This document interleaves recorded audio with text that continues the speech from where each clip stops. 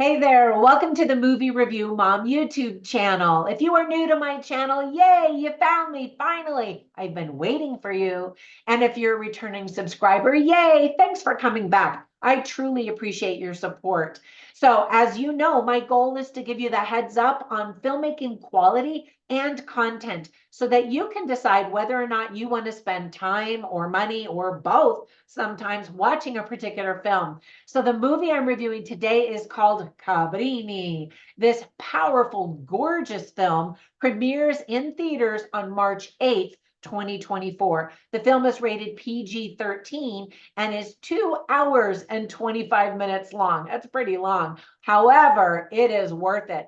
The overall movie review mom grade is an A. I really loved this film, and I've got a lot of stuff I want to say about it. So first, I'm going to give you an overview in a nutshell, and then I'll point out things I liked, things I didn't like. I'll offer tips for parents, themes worth talking about, interesting lines, funny lines, and recommendations for other films that are sort of similar that I think you'll also really like if you like this one. You ready to dive in? Me too. All right, so in a nutshell, this powerful movie is based on the remarkable true story about an Italian nun who helped the abandoned children in New York City during the turn of the century. The film was directed by Alejandro Monteverde. He also co-wrote it with Rod Barr. I was incredibly impressed with his work and can't wait to see what he's going to do next. He would be just the director to tackle a biopic about Florence Nightingale, the mother of nursing, often called the Lady of the Lamp. So, Alejandro, think about that one, and I'd love to work with you on it. I teach at a nursing college, so she's always on my mind. Anyway, before the movie begins, the director shares a message about why he connected so much with this script. He explains that he, like the woman featured in the film, were both immigrants to the United States. She from Italy and he from Mexico. The film shows us text on the screen at the beginning of the movie that tells us that between 1889 and 1910, over 2 million Italians immigrated to the United States. Let me give you some tips for parents. First, we hear Italian speak only, exclusively, while we read subtitles at the bottom of the screen for about the first 19 minutes of the movie. Then it alternates between English and Italian for the rest of the movie. So there is some reading involved. So if you have young children, this isn't really the movie for them. We do meet a prostitute in the movie. However, we don't see any stuff. A child shoots a gun. We see smoking, alcohol, we see some people die, we hear of other people dying, and there are some negative words and slang used to describe immigrants, particularly Italian immigrants. Some of the themes that are illustrated very well are we have the power to make positive changes in the world, and one person can make a positive difference in the world. Other themes are service to others, sacrifice, women who make a difference, survivors, human dignity, caring for orphans, bigotry toward immigrants, faith in God to do the impossible, and poverty. Now, there's a long list of things that I really liked about this film. The first one is Angel Studios. They have completely changed how films are being made and distributed nowadays, and it is impressive. They are pre-selling tickets and giving away free tickets before a movie even premieres to show theaters that there is a demand for their films. And when I say their films, I mean good films. Good films that don't have a huge political agenda or stuff that drives people nuts, really, in a lot of films today. The Angel Guild is made up of over 200,000 people that help drive movie culture. Members of this guild choose which movies to launch next, as well as receive a bunch of other perks. And so if you want to join the guild, go to amzn.to and check them out as a company. Again, they're doing remarkable things. One of the founders of Angel Studios stated that this is not a cinematic movie, this Cabrini, but a cinematic painting and masterpiece. I 100% agree. The direction is truly fantastic. Almost every frame could be an artistic painting in a museum. It is just stunning. I would say it's gorgeous to watch cinematically, even though the themes are dark and dreary. The film isn't, you know, well, and sometimes it can be very depressing, but it's just beautifully done. If you thought that the Barbie movie showed everyone what a strong woman was, watch this. It's fascinating that they chose the Shania Twain song, I Feel Like a Woman, to be featured in one of the movie trailers. This shows a woman who went against all odds in a very patriarchal society, especially at the time, and kept banging her head against walls as people told her no. But she had a vision and wanted to do more, not just in one area of the world, but she wanted to save the world, basically. And we learned that she did. Well, you'll find out more about that. But the effective set design and costumes immediately take us back to the turn of the century. And so many times I would watch a scene and think, how did they film that? Where did they film that? The musical score and the silence that are used are perfect and allow us to feel the emotion of the moment without being overbearing. The cast is superb and includes a breakthrough performance of Christiana Dell'Anna as Cabrini. She shows both grit and grace throughout the entire film, truly bringing this historic woman to life for all of us to get to know. And we should know this woman's name. Also in the cast are the fantastic John Lithgow, love him, David Morse, Giancarlo Giannini, and so many more.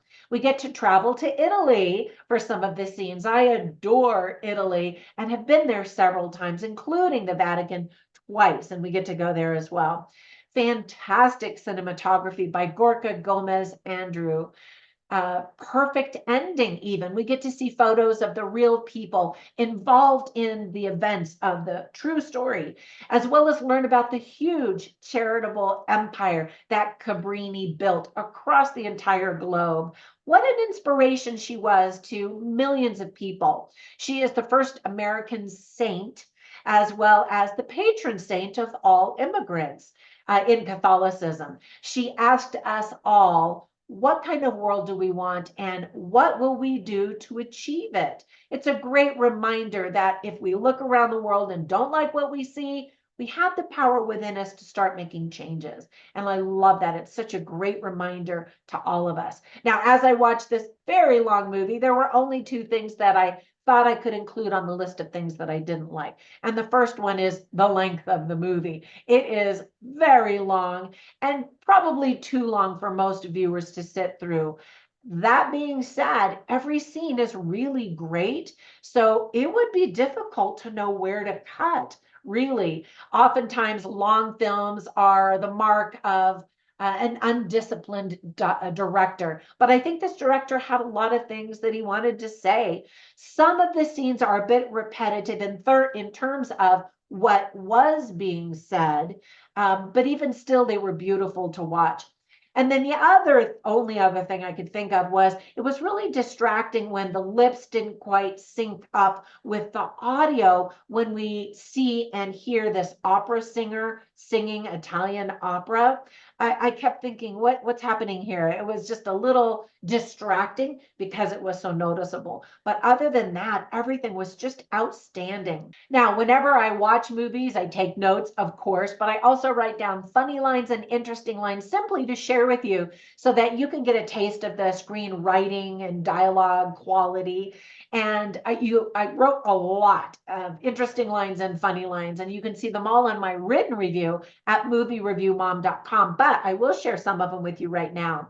So one of the first lines that I wrote down that I thought was kind of cute was when Pope Leo VIII is speaking to Cabrini, and it took quite a long time for her to even have an audience with the Pope at the Vatican. And he says, for one little woman, you make a lot of noise. And they get to meet several times. And I really love the relationship that they built and the respect that they had for each other. Another really cute line is when Cabrini is speaking to Mr. Jenkins. He's kind of the assistant to the mayor. Stuff happens, stuff goes down, and he says, well, on behalf of the mayor, I promise you that this is the last time New York will ever see an Italian festival. And it made me laugh out loud. This is a funny line because I have personally been to the very fun and famous Feast of San Gennaro in New York City. It is an annual event that features music, entertainment, and food from Italy.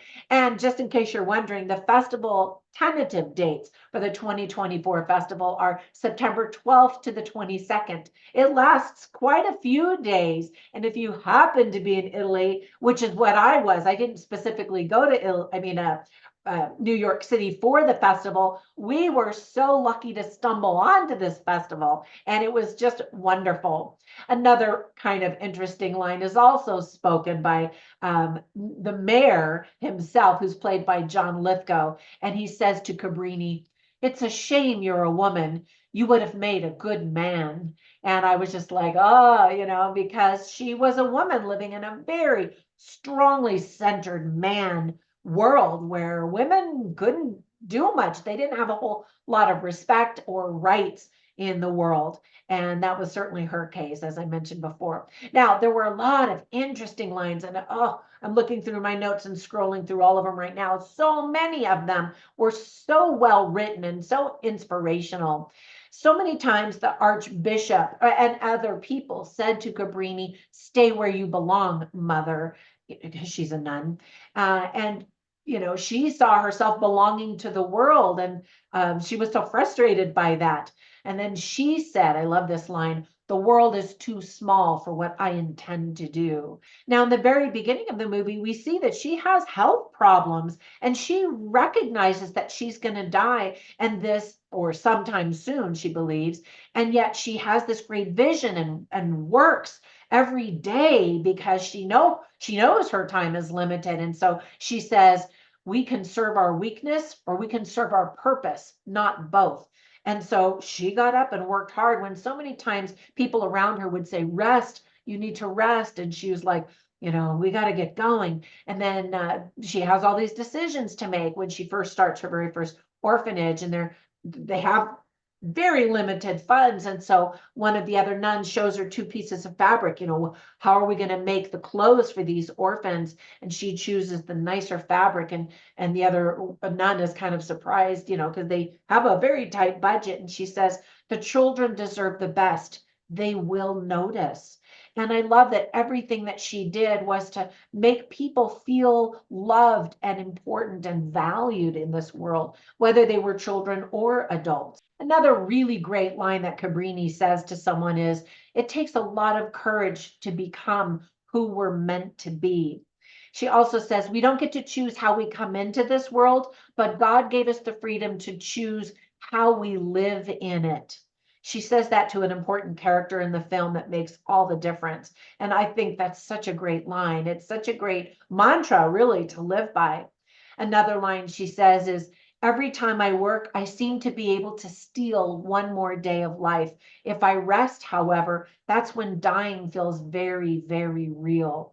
And then she reminds so many people throughout the film, we are all human beings. We are all the same, children of God. We are bold or we die. And I could go on and on and on. Just so many times I was like, oh, that's such a great line.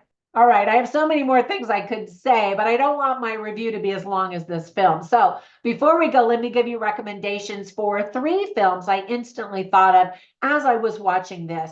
And the thread that they all have in common is women fighting against the very male-dominated society to bless other people, to have women's rights and that kind of thing. And so the first movie I thought of is called On the Basis of Sex, based on the true story of Supreme Court Judge Ruth Bader Ginsburg. It is so well done and teaches us so much about what women didn't have, and they often didn't argue about it or complain about it because they never thought they could have more. Another really great movie is Suffragette, which is also based on a true story of the women in England, in the United Kingdom, in Great Britain. I'm repeating myself, those are all the same thing, but how they were fighting for women's rights at the turn of the century as well. And then the last one is a little bit more recent in history, also based on a true story,